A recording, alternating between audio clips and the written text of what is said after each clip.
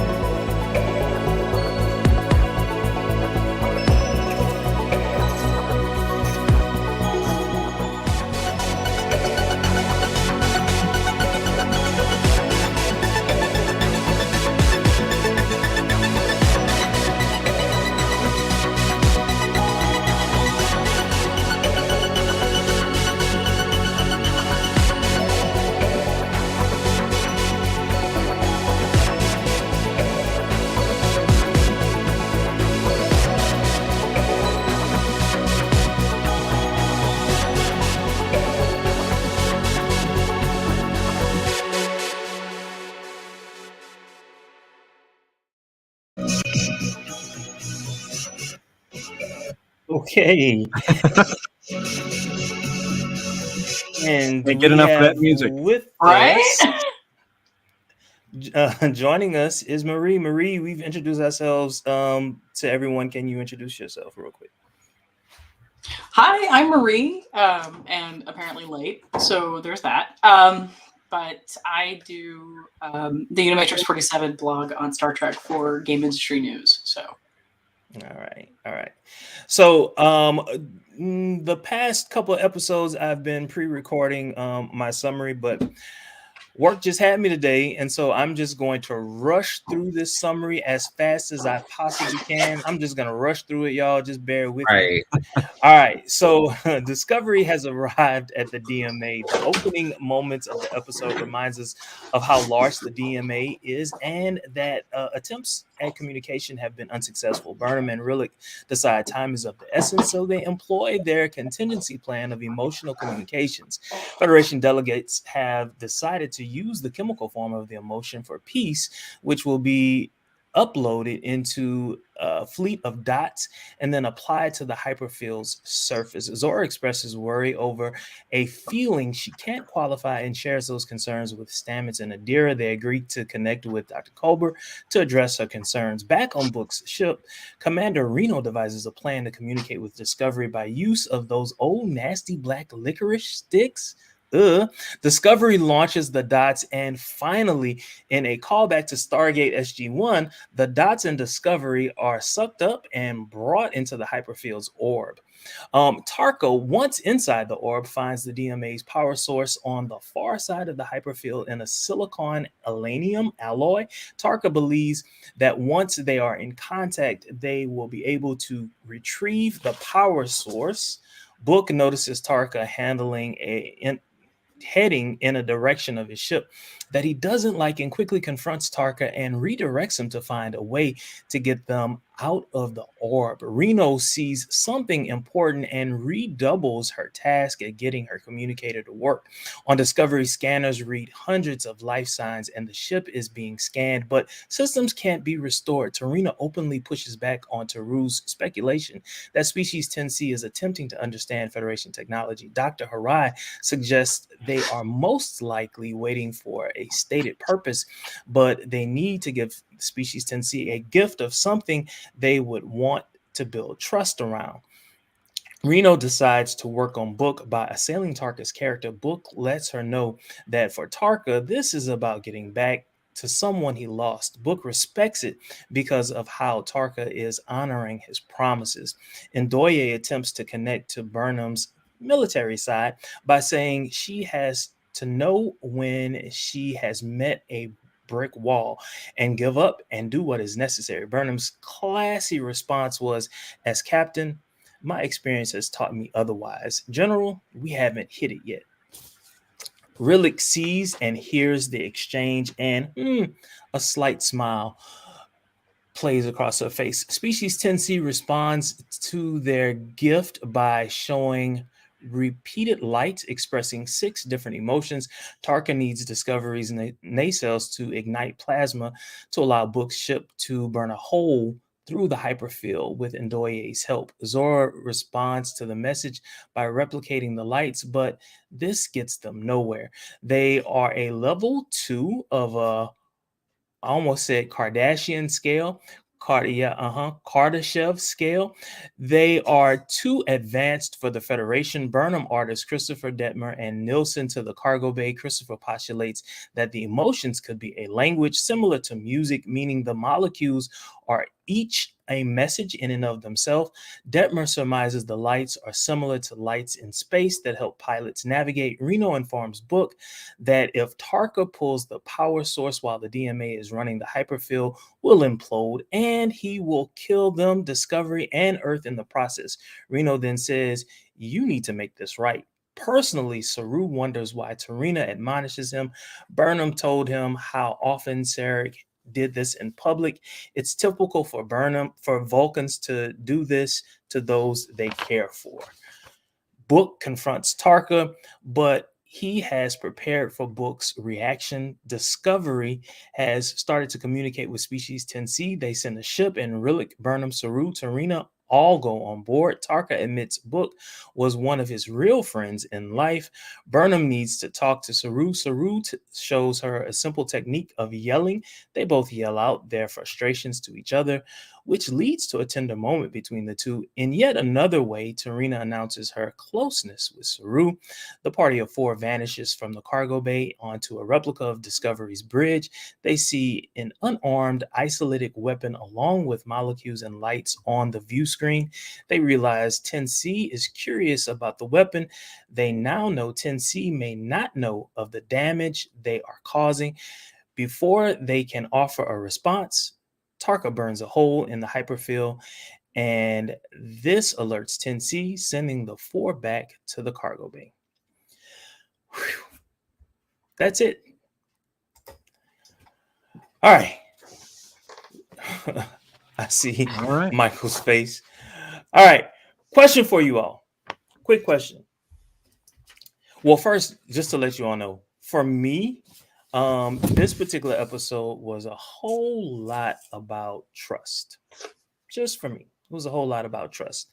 And so as I thought about this, my first question is this: why does Book respond to Tarka in the way that he does, by second guessing his choices?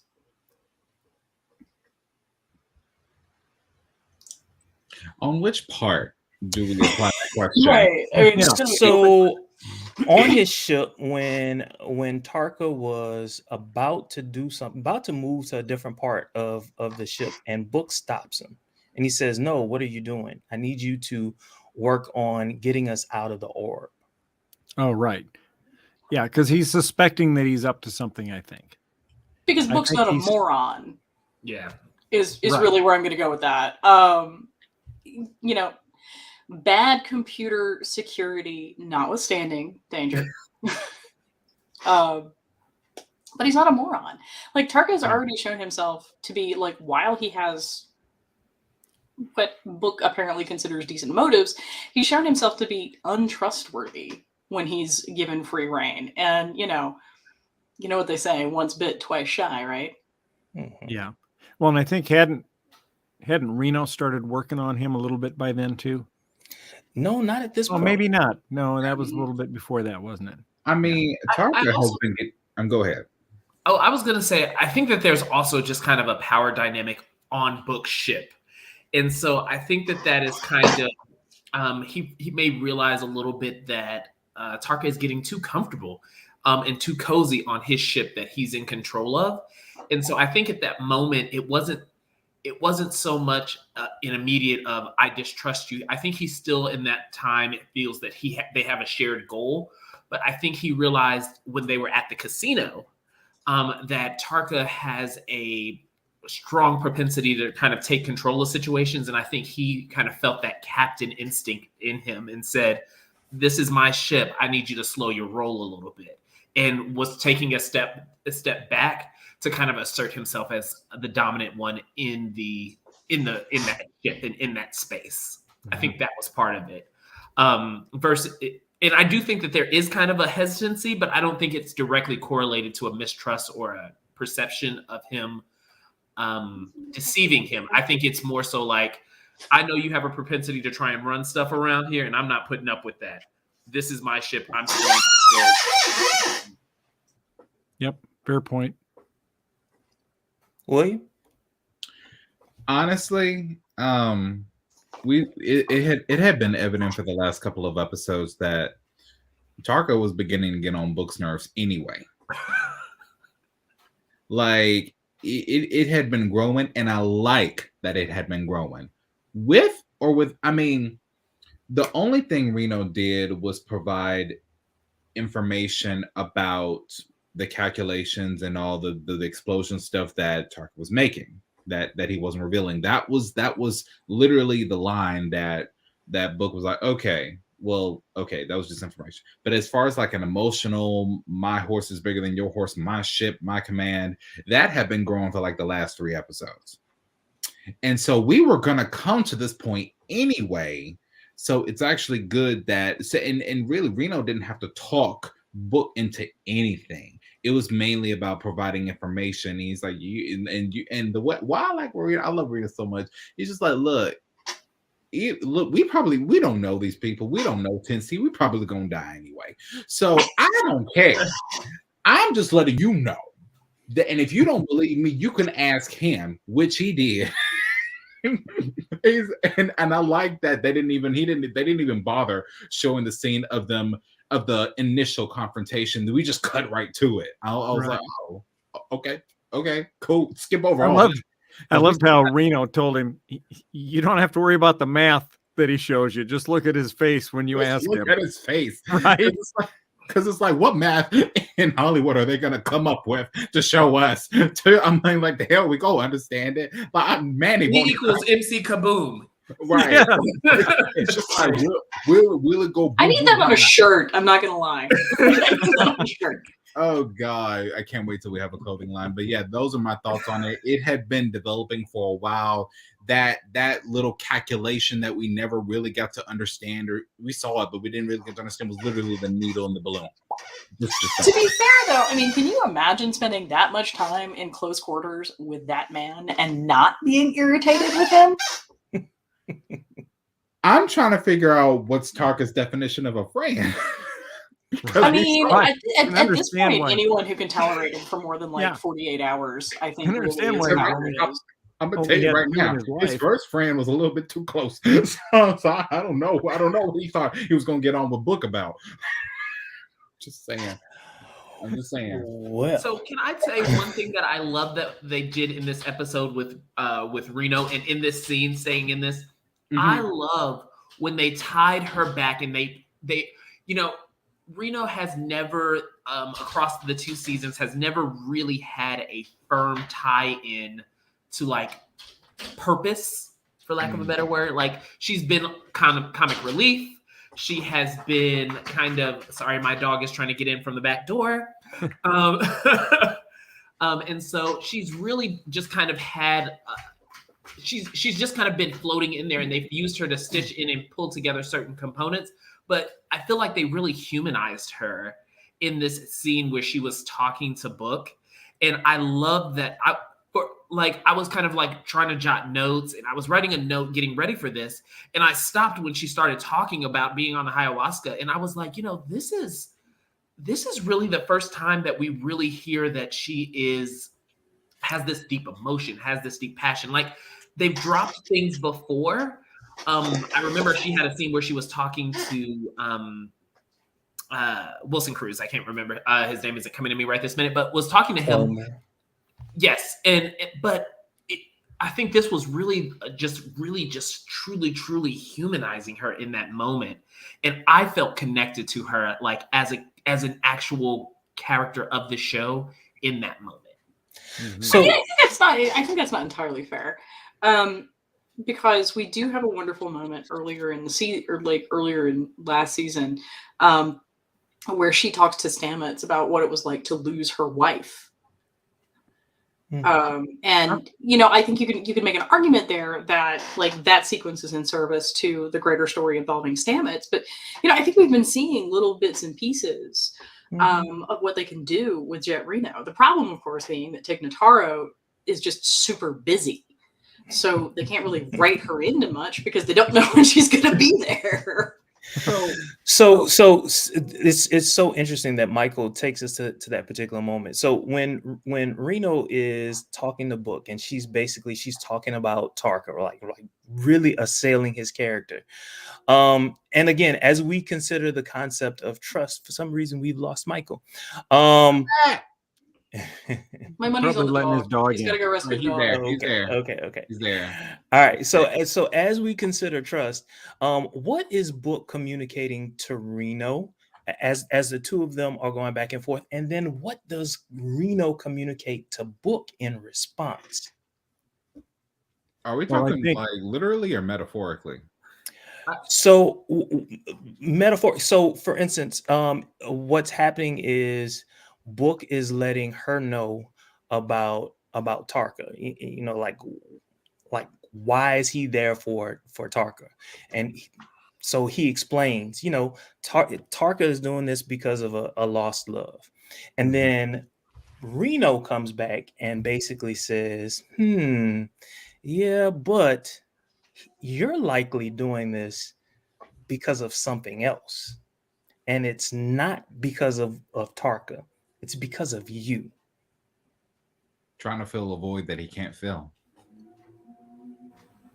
I think Tarka, even from the Federation meeting where they voted on diplomacy, it was really clear that Tarka is very good at exploiting emotion, mostly probably because he has none.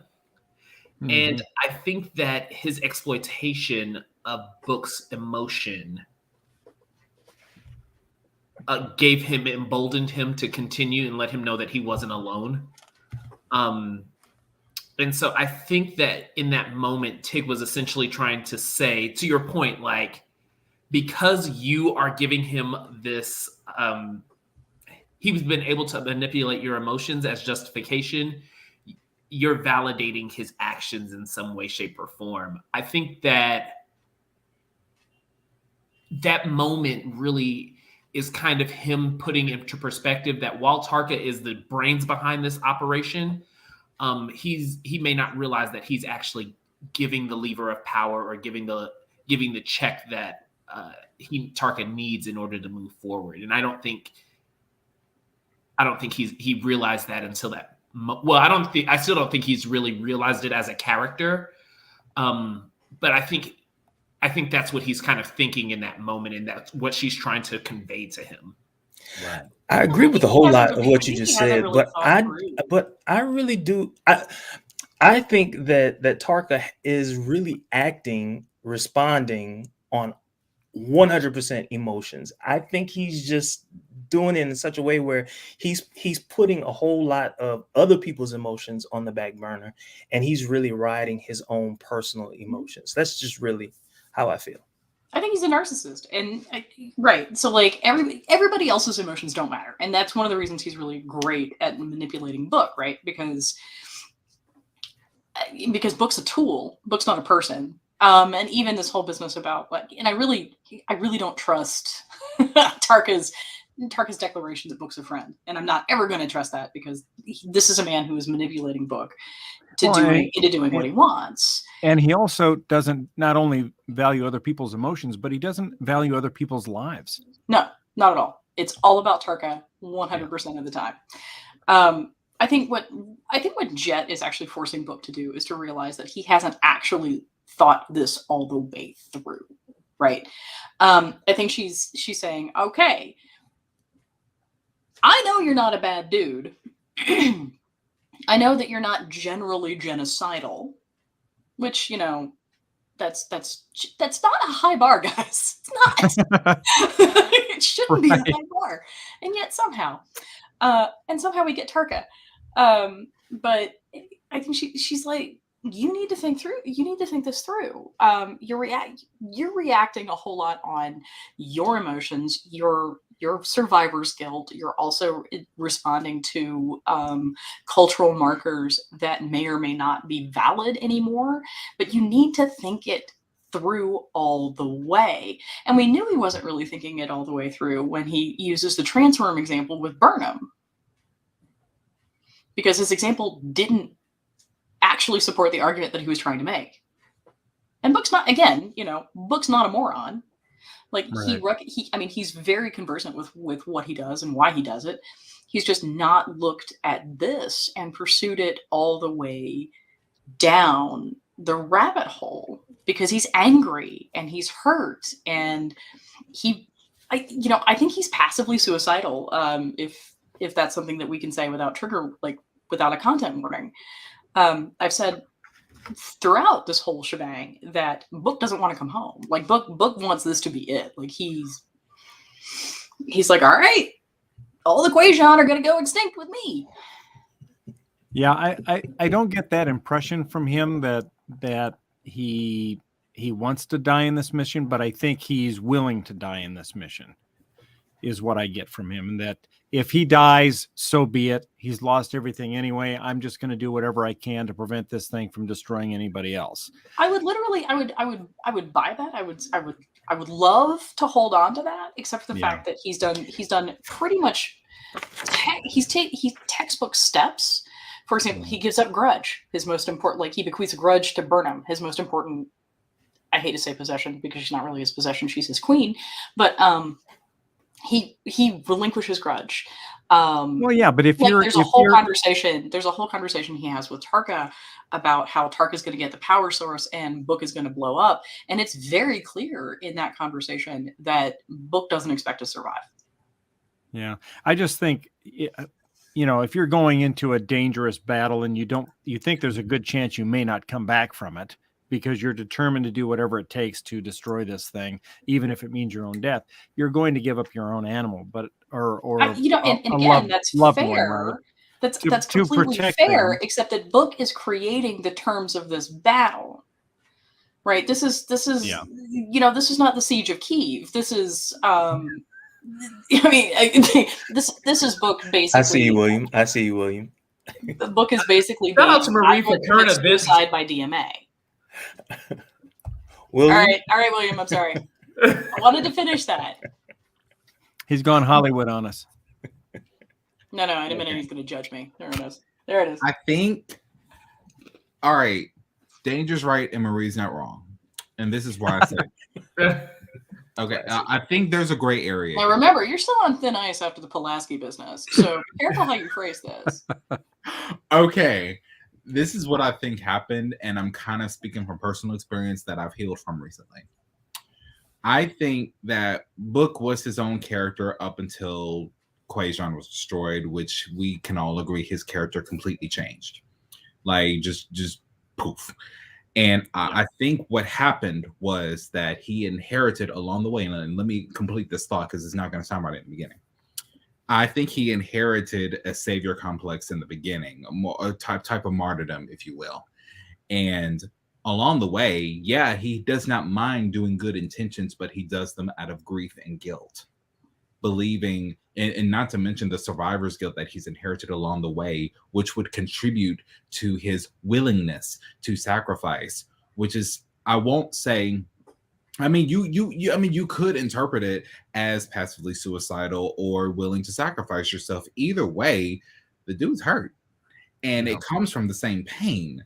And I think we're looking at the same thing through two different lenses. So that's why I think that we have a type of martyrdom going on. And I resonate with that. I do. Like, when you feel like you're not a good person, where you feel like you don't deserve to survive a certain situation and all that said and done, and then you willingly go out of your way to put yourself in harm's way for someone else. Now, even though the act is good, you still feel like that there's a whole hell level of guilt that's the driving force for your willingness to sacrifice yourself, which could be interpreted as being passively suicidal. Right. I mean, he's atoning for surviving, but the real reason he wants to do this, good call, Michael. Good call. We should possibly put that in the actual description box for this. Right. For sure. Yeah, no, I took this real dark, guys. I'm sorry. This is not. I mean, no, this is good conversation. Like, I'm wide awake now. But really, what he wants fundamentally is he wants the pain to stop. He right. Because part of the thing he's been wrestling with is, how do you go on? How do you survive when you have lost so much? How do you face this? And the answer is, I know you have an answer, but I'm going to get there. And the answer is, he doesn't know yet. And so the best way to not have to find that answer is to die in a blaze of glory. So you asked earlier, how do you go on, right? Listen to Celine Dion. Just her music in general. Lord. Y'all know I had to bring it on back. But by the way, Trekker's Delight does not, in fact, advocate long-term exposure to Celine Dion's discography.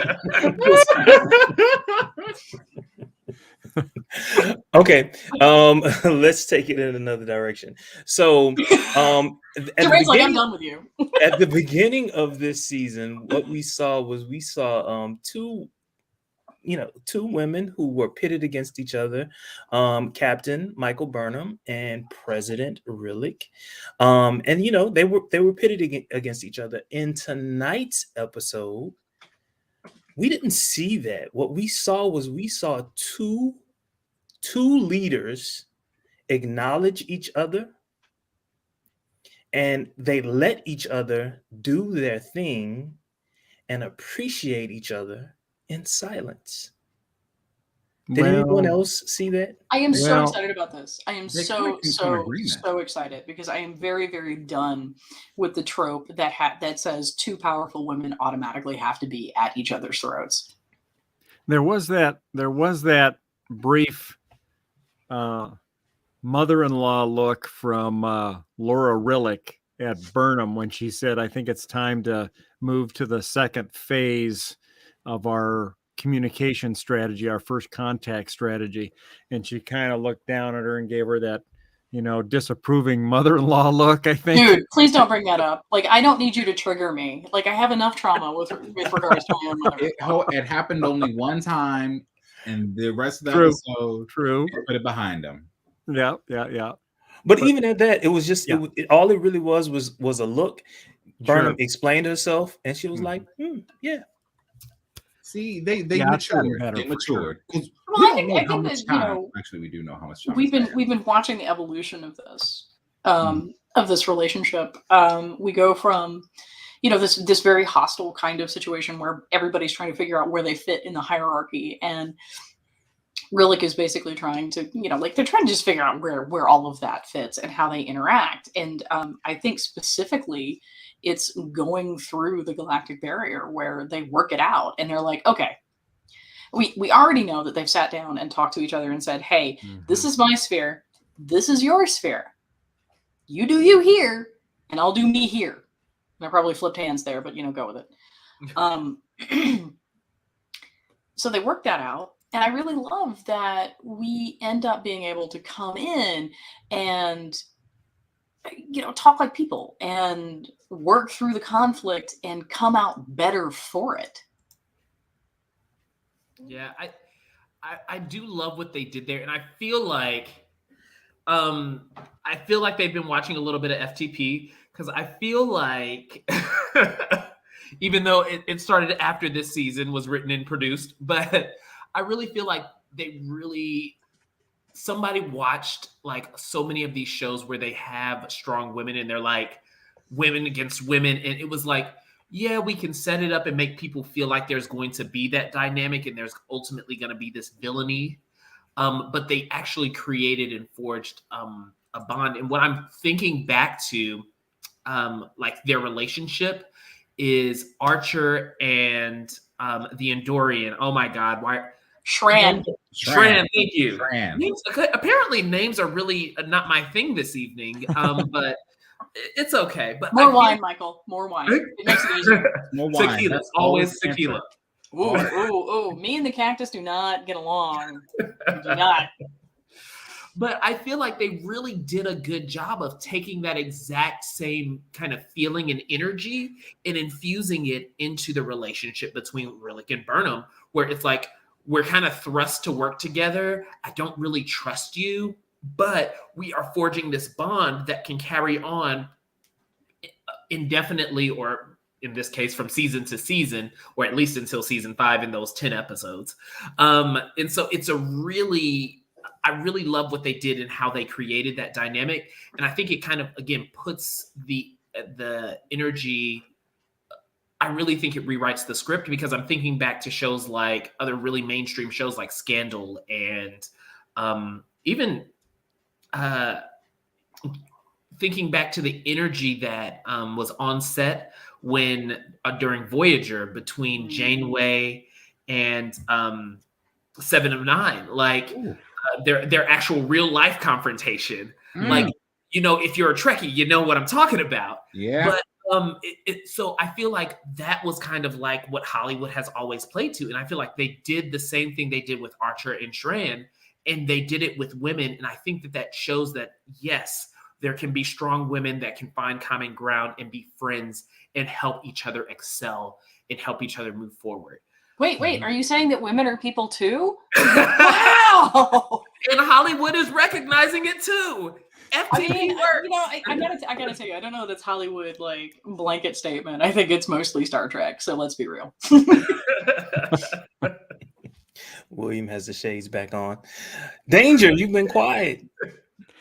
Yeah, no, I said my piece there at the beginning where I just that mother-in-law look thing, but yeah, no, I agree with you guys. After that, that was just a brief moment, and then they worked really well together. I wish the same were true for Ndoye, but yeah, I've got. What's going on with her character? Oh my God! That What? bitch. Just don't get me started on that. She is Don't just, William? look so sharp. William? Do not look so sharp. I William? did not like her since I laid eyes on her in season 3. I'm sorry. Like, I was like, who are you?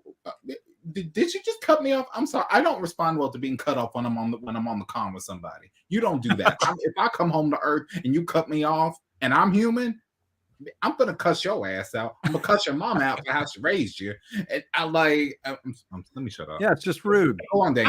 I'm sorry. Like, I mean, her lack of home training notwithstanding, like, I do like that Ndoye, however, has had very real character consistency. Like what she's trying to do with, you know, with Turka and with all of this whole situation that we see in this episode, is very consistent with exactly who she's been.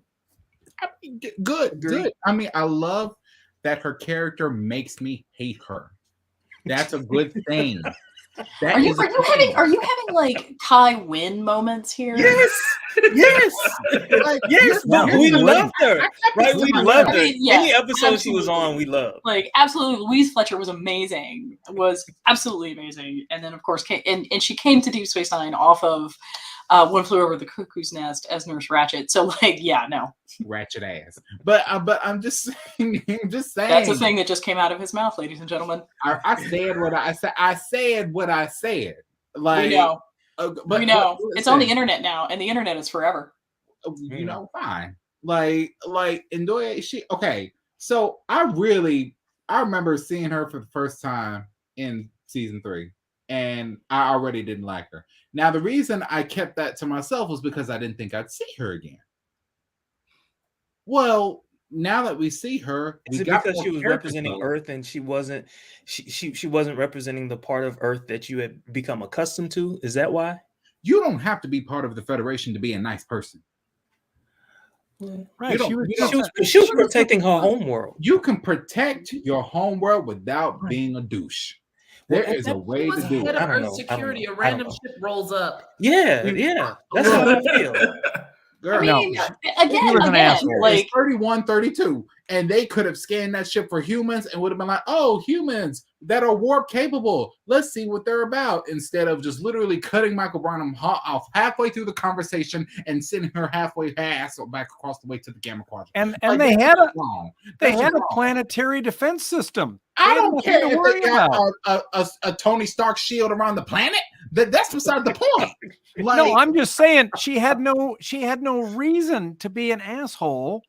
The planet was protected. She could have that's gone what up I'm and said, saying. "Okay, You're look, we're right. gonna." You're right. Exactly my point. If Right? you felt so confident that the Federation screwed things up and you got a big suit of armor around the planet like Tony Stark wanted after all, So look, if you really pay attention to her entire character is operating out of fear.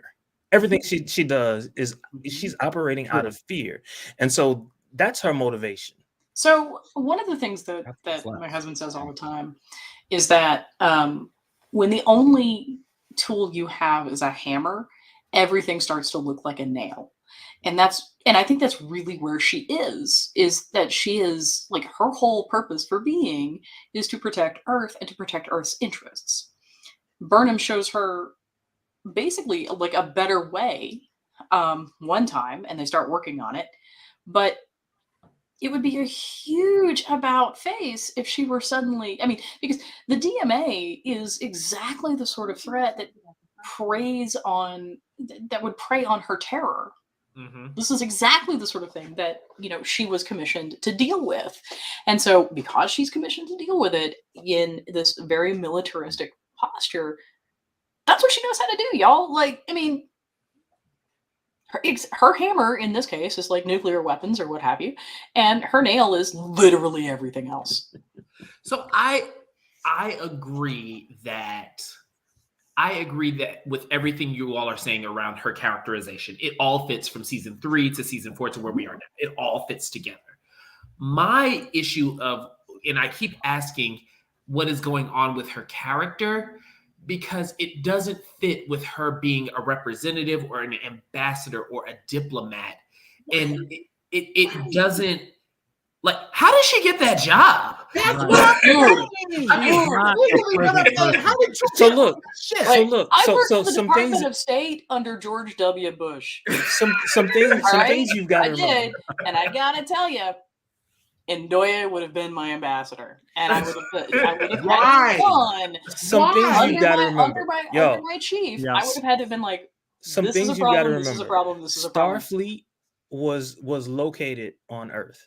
Federation was located on Earth. So Yeah. Earth was being bombarded left and right. And whatever that species was, what was the name of that species they found out was really humans? I can't remember I the don't name of the remember. species. They were from They were from Titan. So like whatever. Yeah. It was attack from Titan instead of attack on Titan. they should have been knew they were human. Well, her point was she couldn't trust, right? She couldn't trust who they were, meaning Burnham, Discovery. She couldn't trust them because they had been burned so many different times in so many different ways. So all they really knew was we've got to protect ourselves, and we can't rely upon the Federation. We can't rely upon Starfleet. And I get that. I get that. But you can have a decency.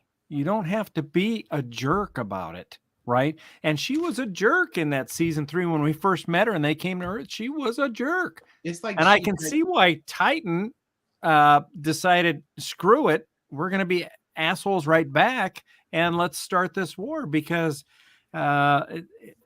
faced with somebody like that, I mean, how do you deal with them? It's just Military leaders are jerks. yes, we see now, right? But again, how she get that job? Michael is that- Dude, Michael again, is that one. like, He I mean, is that my one. guess is this. My guess is this: is that she ends up with the job because she has. I mean, it's not even necessarily that she's a diplomat. Isn't she actually there in the capacity of as a head of state? Yes. She does have a political position of power. On Yeah, like Temporary. Temporary. She's and not going to be. also she at So this she's point president. she has the most experience What'd you say, Mike? working. She has the most experience working with non-Terran peoples. Because they've been so insular. So I guess I don't remember, and maybe this is just something I'm glazing over because we had that whole mid-season break, but I don't remember them saying that she was like the president of Earth. No. Or, She's not. She's just It's- general Not the and president. She's just. I know she's in a political. but it's a political like appointee position. So we just Yes. got people out here at President of Earth making bad decisions. Okay, Bush presidency all over again. Got it. I That's feel weird. like what the writers did. Tie-in made. Got it. I feel like what the writers. I what the believe I writers- may have said this. I believe this came out of my mouth. I feel like Got what it, the writers got it. did. They said, "We love this actress. Let's bring her back, but don't but show no growth." Like it's some been- characters. That's And what some characters are maybe- for. And we've And- still got some episodes left, y'all. Like we still and- got some episodes left. We might actually see some growth. So And- fingers crossed. She can't go do And no growing. She Michael- about to go to the brig. Y'all, Michael speaking. had- I'm sorry. They don't know though. They don't know yet. They No. don't know yet. No, They and gonna find Michael it had a different. great question, but it's just kind of the tip of the iceberg, Michael. And you said you want to know how she got that job. I want to know how she frickin' got the override codes for the plasma manifolds. Put to it detect in the like she knew plasma. it from a candy store. She's not even, they're not even Federation members. Uh-uh. How did she get those codes? Okay, thank you. Thank you for that. Because what the actual Yes. insert Flippin' word hell. here? That was a plot hole. Oh That was was my a God. major Put it plot hole. in like a pin number on Friday payday. Like she did it like she was like a fat kid at a candy store on the 1st and Yes. 15th. Like Yeah. she She just pulls up the screen, release them, enter override code, bing, bing, like it bing. was nothing. No, Yes. somebody had that crap on, like had that shit on a post-it note, and she literally like lifted up the keyboard. Like that's what happened. Because apparently nobody in Discovery has any clue about computer security. Yo, so much about this episode was crazy. Just the fact that that Reno's character was off the ship for as long as she was. And Like, nobody anybody knows. noticed? Yeah. Well, Stamets noticed. She okay, but Yeah, but what- okay, and then a he spent notice the entire and day. His problem Chief- was he should have she's opened his mouth. she's the chief of engineering. Right. And he said he was looking for her all day. But he didn't Pager, tell no one. ask Zora, where is she? So Go there. I Oh my see God, David's that. But point. wait, Right there. Zora, That right No. there. she's been in the same spot for all Yes. these hours, hasn't moved, Yes. not even to use the restroom. But Zora, come on. but how do you not know that that Reno has been in one spot literally for 24 hours? Let's just say Zora knows. 24 hours, and you have the capacity to have a gut feeling for the first time. I mean, God bless Oh, Stamets. okay, It's okay. entirely possible that Stamets was he's still processing his humanity, guys. Like, I mean, it's been a lot for him. Like, he's suddenly a dad. He's, like he's dealing with his resurrected spouse. Like, I mean, there's a lot on Stamets' emotional plate. And, we know that he wasn't exactly the most self-aware of characters. So Stamets is slow as hell. You're talking about season 2 and season 3. This is season 4. Come on. But if I may, so Yeah. I find it less of a plot hole. I find it less of a plot hole for Jet to go missing than the codes. And here's why. Yes. Jet Reno is like super independent, super standoffish, super get away from me. I can see them being like, where's Jet Reno? She's in engineering. Okay, she's probably in a Jeffries tube working on something. Just leave her alone. Don't bother her. Yeah. And I also think that I really do, because I'm also watching think- William. I'm but watching think William. of I'm it, sorry. like you also have to remember she's only really been missing probably for a good 4 or 5 hours, and Do we know it may take you 4 or 5 hours to work on. It may take you 4 or 5 hours to work on an engineering problem. So I don't think that that you told no one about Wait, hold on. as the department head. Because I'll say one thing: one of the things that we all have to recognize about Wait. Jet Reno is that Wait, woman wait, is wait, wait, wait. freakishly confident. Wait, Marie. exactly. So- and that's so wait, so wait, if wait, she just, wait, I got you. wait. But if she disappears for 5 hours, that makes more sense because she's like, I'm working on this. Y'all At work, the leave me beginning of alone. the episode, we were told that they had about 13 hours. She was kidnapped prior to that point. Yeah, Which means By it the happened end of all the within a episode- day. It was long. It was longer than 4 or 5 Yeah. hours. It so was, we're it was- literally, it was half a day. looking More- at her probably a missing whole day. shifts. Yeah, at I this think it was more point. like a day.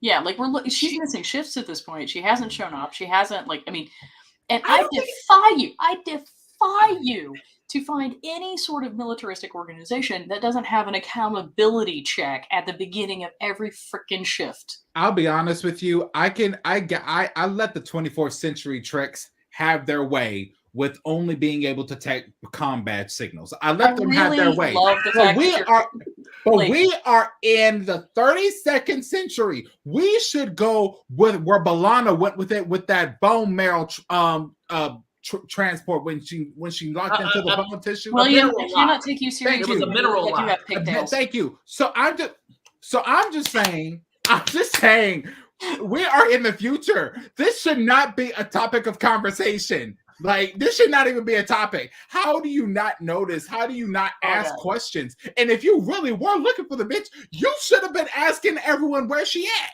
And Okay, they can I should have build been on this asking. and go away from Jet Reno for a second?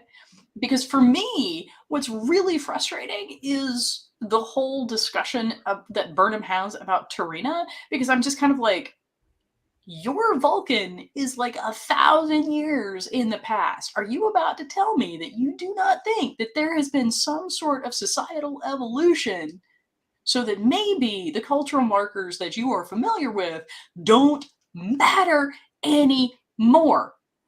Right. Good point. That did not Very sit good well with point. me because I'm like, wait a minute. We know that the Vulcans have had tremendous upheaval over the course of the last 1,000 years because they've had to absorb the Romulans. So you want to tell me that there's been no change, that Vulcan society has been stagnant? No, Right. Right. no. Hard pass, Michael. Hard pass. So no. I did not pick up on that, but I get your point listening to it now. I don't agree with you all on the Jet Reno thing. I'm not. It's not a hill I'm willing to die on, so I'm going to shut up about it. But I don't necessarily. He says agree going with on. you. I don't necessarily agree with you, but that's a good point on the growth within it. And I think that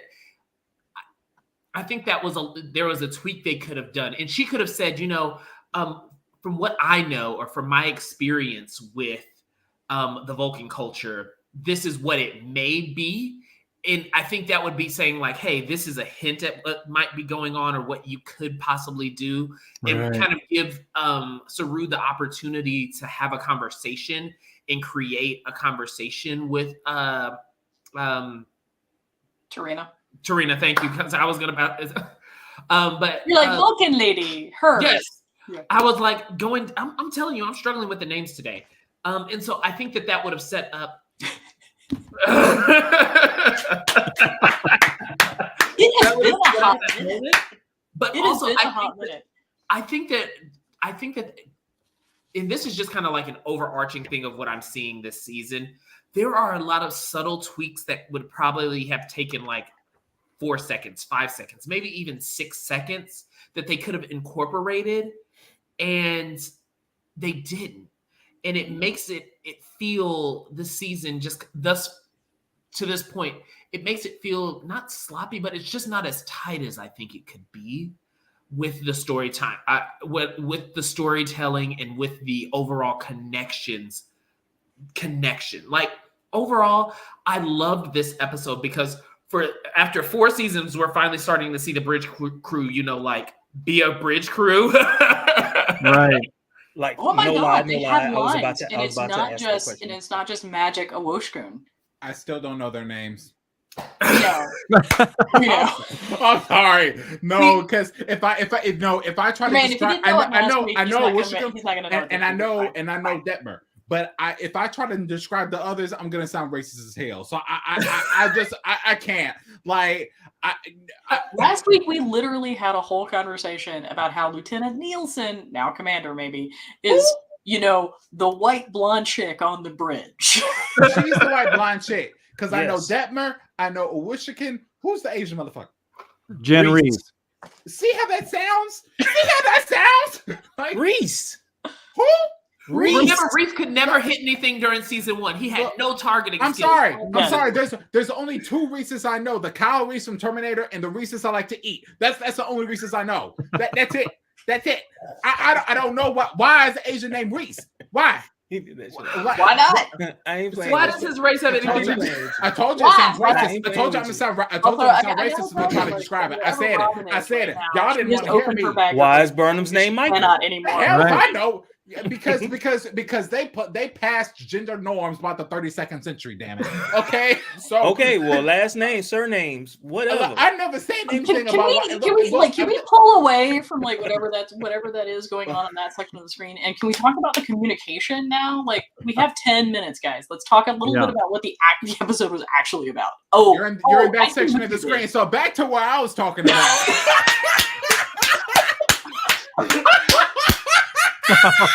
Oh man. I'm dead. Okay, go ahead. I'm done. No, Did I anybody do. think I want that to talk about this. That whole communication thing with the aliens remind you of Arrival, the movie? I haven't seen Arrival, but I Because it was the same thing with Arrival. You had these gigantic aliens behind this smoky glass where you couldn't really see them, and these weird communication methods that we're trying to learn how to talk to them. And it just, as I'm watching the whole thing, I'm thinking, oh, somebody watched Arrival before they wrote this particular section. But I mean, credit where credit is due. And I've said this about Hoshi a lot, because I think Hoshi Sato actually deserves far more credit than Enterprise or any of fandom gives her, because we're literally talking to a society that has nothing in common. There is no commonality here. Like, we're not even in the same galaxy anymore. Right. And so trying to come up with a way to convey ideas is, 1, going to be extraordinarily difficult, and 2, we're assuming that the ideas are going to be shared.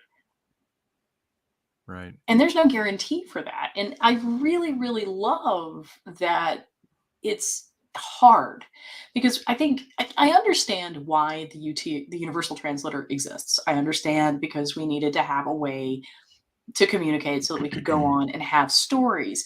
But what I really love about this episode is that as part of trust is also part of communication. And so these are linked concepts.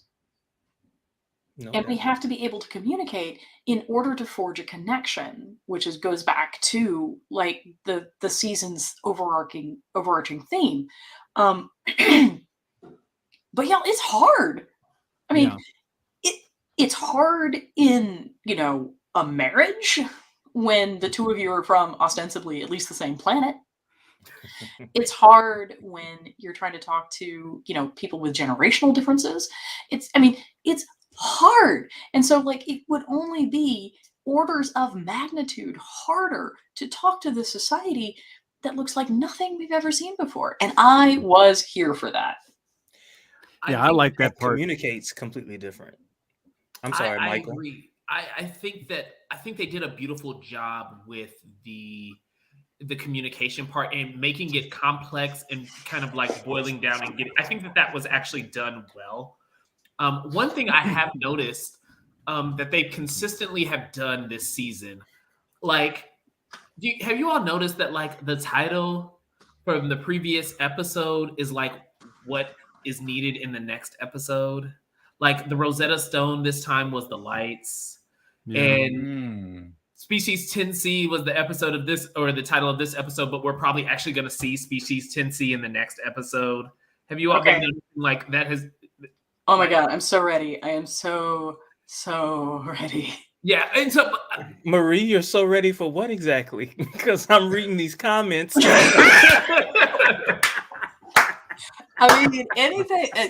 Anything Wilson Cruz wants. Anything. And I'm not even ashamed of that. Now I gotta go to Google. oh goodness gracious! Is its own sexual orientation at this point. But I'm so okay. So while I love the fact that we had this whole conversation about communication, the pacing of this back half of season 4 is killing me, y'all. I mean, I'm just like, how long is it gonna take us to get to the aliens? We're on what, like 4 episodes now? Honestly, there's a part of me that thinks maybe 25% of this season was about building a better understanding of the bridge crew. Honestly, because they've taken some time, they've devoted some time to that. They also wanted, I think, to slow things down. You notice we're at least we have 2 more episodes after this. Am I correct? I thought we have one. Oh, just one? I thought it was 14 episodes. Is it 13? And so I thought it was going to be You're right. 14. So in other words, they've added one from last season, right? So I think they wanted to slow it down on purpose. But to what? Yeah, but like they're slowing it down Not to what end? for purposes of character development, and then there's deciding to move at a glacial pace. Look, I'm just trying to help the situation. Like, He's look, trying to get that Paramount Plus sponsorship. Get out of his way, Marie. Mea culpa. If you want to sponsor us, Paramount, we're here for you. Also, Wilson Cruz, if you want to come on our show, that'd be great. You can rant as much as you do on Twitter. It is an open space. Trust me. We can have a screaming match to see who can do it the worst. Like, I'm here for it. Like, and then I'll make a whole Noah's Ark, 15-minute Noah's Ark section. We'll make you feel right at home. Right at home, and I'll even keep Jermaine in check. I promise you. Like, Looks like there's just one more episode. I think we're losing danger. Just one more episode. So we've got one more episode, and we have so many irons in the fire. Like this, and Discovery does this, right? Like, because we'll get to this, we'll have this drag section in the middle, and then all of a sudden we're gonna have to go like a frenetic pace at the very end, and you're just kind of like trying to keep track of everything, and you're just like, wait a minute, Be like the what now? Like, I need a fireworks flowchart. show. Yeah, exactly. Right. Yeah. And I really think that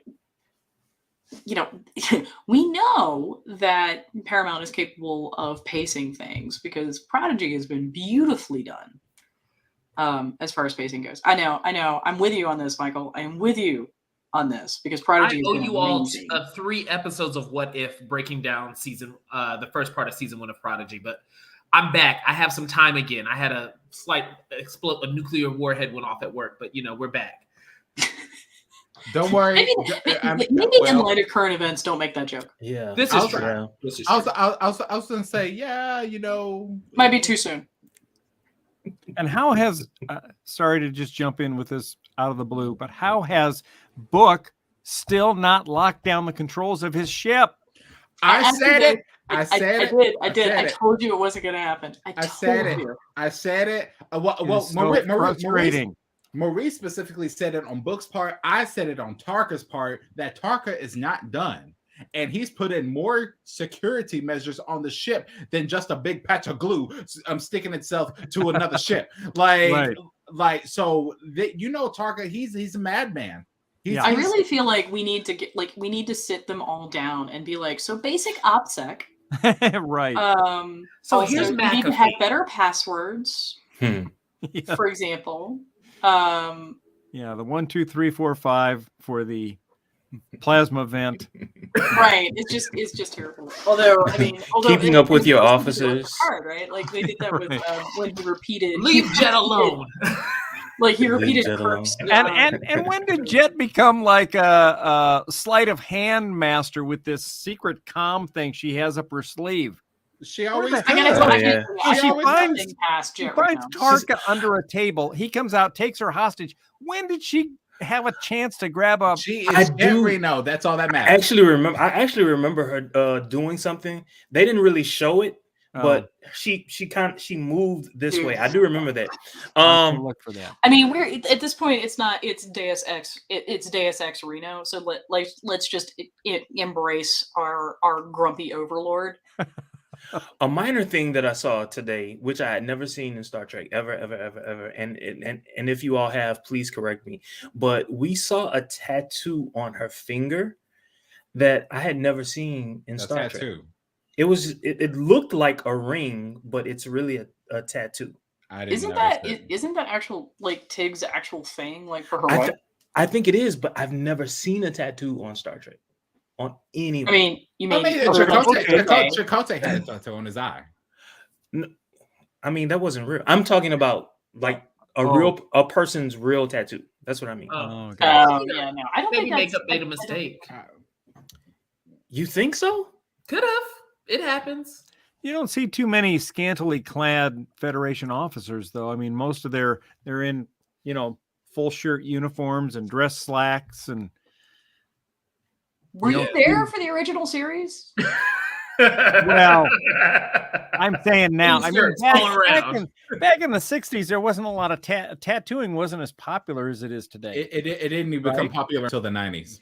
Yeah. So I mean, now since the advent of modern Trek, when tattoos are more popular, you just don't see that much bare skin, So except on the occasional alien, and that's easy to cover up. true. So do we get to make predictions for the? I mean, we're Yeah. just about to the end. Can we make predictions for the next episode? We're a minute Go ahead over, so on. I'm kind of amazed that Jermaine's not twitching yet. The conversation has been cool, so I'm okay. Oh, he gave us his I.e. blessing. I.e., y'all have all stayed in order because Jermaine will put us out of here if we get too out of order. Order. Right. Right. So Yeah, Jermaine's go with your Christmas present this predictions. year is gonna be a Predictions. battle, and I'm excited. Let's hear that. I have to go first. I don't want to go first now. I just No. wanted to You okay. open this door. I'm going to need you to flounce on through. Okay, well, I'm here. Hey. I'm going back to one of the things we talked about in part 1 of this season when we were talking about the crew has gotten too big and they need to make cuts. And it really hurt Marie when I said this, but I said they have to kill Book. And I think we need to put the scroll back up. But to Marie's point around suicide, I really saw my thought is that they're going to have to kill Tarka, or they're either going to have to like kill Tarka, or he's going to have to be taken control of, and someone's going to have to sacrifice themselves to undo what Tarka did. And At this point, I am really comfortable yeeting him into another universe. Yeah. Did she actually say yeet? When I saw it, Said and yeet. I didn't think of it in the perspective of, I really didn't think of it in the perspective of like him wanting to commit suicide, but I thought about it in the perspective of him wanting to kind of make amends and be at rest and be with his people. And I said to myself, he's going to have to sacrifice himself to undo what Tarka did. And so that we can make peace with 10C and we can like have some tie, and they're going to get rid of him so that they can start trimming down the crew. Cause they're also going to have to ship off a bunch of people. They're going to have to make some new people, captains, first officers on other ships. The crew is just too big and you can't really get to know them like we want to know them, and I think they finally realized that. So it's a sad prediction, but I think there are going to be a lot of promotions and a really cute funeral. I don't know about If all anybody, I think- if anybody I think starts you're- playing the bagpipes, I'm Yeah. out. I'm just out. that. William is left. I agree with William you, Michael. I is think not here Tarka's definitely going to get killed. I think in my mind, what's going to happen is that, Book is for- Tarka going wasn't really to part of the cast. try to sacrifice himself to make amends for what he's done. But I think somehow at the last minute, Burnham's going to save him. Yeah, I don't think Book is gonna die at all. I Yeah, don't know. I really think building on what He- Danger's saying is, Yeah. again, like if we are looking at the because I'm positive that the overarching theme has been creating community and reaching across and bringing people back. Mhm. I really think that that's what's going to happen with Book, is that Book's going to work through. He's going to be at one of these watershed moments. He's going to have to make a choice. He's going to choose against Tarka. And I think, they're going to reach out and try to communicate. And I think, I would not be surprised because I think, Danger, was this you who thought that we were going to see Book communicating directly with 10C? I really think that's going to be part of it. Yeah, I figured that was going to be the thing where somehow the Book would be able to share the emotion that he experienced from losing Quajon with the 10C, that would say they would realize, oh my God, what have we done, kind of a thing. And that Right. And we know they communicate via emotion. So he's literally an empath. Yeah. Yeah. So that might be there. But I think the clue is that you've got Jet Reno on the ship with Book. And I think somehow the two of them are going to be able to stop Tarka. And I don't know that Tarka will survive it. Yeet, Probably. Tarka 2022. Yeah, I think probably Tarka is going to go down fighting. But I think Reno and Book will be fine. I think Tarka. I could see a situation where Jet Reno and Tarka have a science off, and I say that because this season I've seen more of the science dialogue in the Trek we love, that nerdy science and figure. I can see them having a science off and Jet getting the upper hand, but I will take 3-1 odds. I'll bet 5, but 3-1 odds that Book is gonna die. All right. Anybody want to take that bet? No. No, but I would. So why don't y'all just make that $15? 150% watch an entire episode of Jet Reno wiping the floor with Ruon Tarka. Yes. 150% watch that. That would be amazing rage science porn. Which is why I think they're not going to waste time, because we've only got one more episode left, yo. So they're not going to waste that kind of time with a science off, because we're not going to have. They've got so much they've got to cover. yeah. I don't think it's going to be a full-on science off like Data going against I forget this. I can't remember the species, but the Bynars. Game. Yes, The Bynars. it's not going to be that, but they're going to have a good science off. Like at least a 45-second, maybe even a minute science off. They have to do it because remember, she was able to look at his equations and see his equations and understand them. So that was the perfect setup for the science off. That was a justification to say, like, and I would watch a full hour of that, guys. Like I would. And right there, Michael, and wine, and it would be amazing. And right there, Michael, you explained the problem with having holographic screens. Everybody can see you enter your password. No wonder General Ndoye got the plasma released. There it goes. Right? There it goes. Guys, we went from predictions to high school science fairs. And with that, we're now, going to say Jermaine, we didn't hear your prediction. Stop trying to run away. We didn't hear your prediction. No, we're at 1 hour and 10 minutes. We're going to end right here. We can continue to talk offline. We can hold those predictions. We can put them in the the ether. I don't care. But we're gonna end right here. Thank you all for listening. Thank you all for coming, checking us out, liking, subscribing, sharing, commenting. Who is that? Who is that again? Willie Shelton. Willie Shelton, thank you so much. Hopefully you're still watching. Come back. We Come loved it. on. Please. All right. And so now I'm trying to find this video, y'all. That awkward moment. That awkward moment when you say bye and you still see each other. And you realize that you both walk in the same direction. Bye.